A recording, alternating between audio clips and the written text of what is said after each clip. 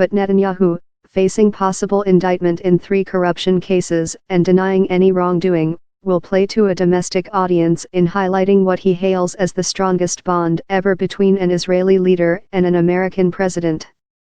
Before returning on Thursday from the long-planned trip to the home stretch of a close race, Netanyahu can expect a warm reception from Trump, who along with the First Lady, will also host a dinner for Netanyahu and his wife, Sarah.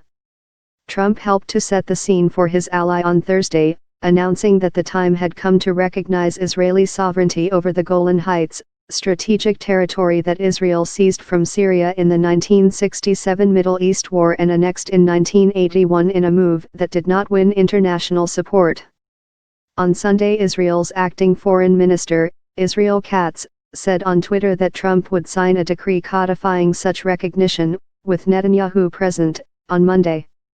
The president's move on the Golan was widely seen in Israel, where Trump is a popular figure, as an attempt to provide an election boost to right-wing Netanyahu, who had pressed for yet another departure from long-standing U.S. policy in one of the world's most volatile regions.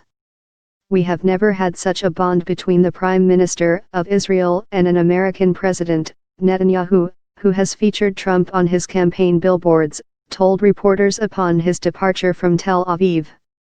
For Trump, Netanyahu's embrace resonates with U.S. evangelists, a core constituency for the Republican leader, who is up for re-election in 2020.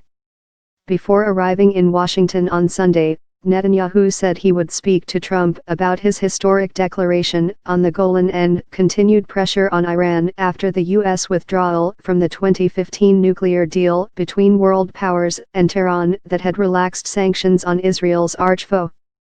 Netanyahu will also address the pro-Israel lobbying group, AIPAC, at its annual convention in Washington, as will his main challenger in the election, former military chief Benny Gantz, who heads a centrist party. The Prime Minister said he will meet leaders of Congress during the visit. Netanyahu's relations with Democrats have been strained by his unflinching support for Trump, friction with the Democratic Party's progressive wing and his thorny relationship with Barack Obama. Opinion polls gauging whether Trump's move is having an effect are expected later in the week.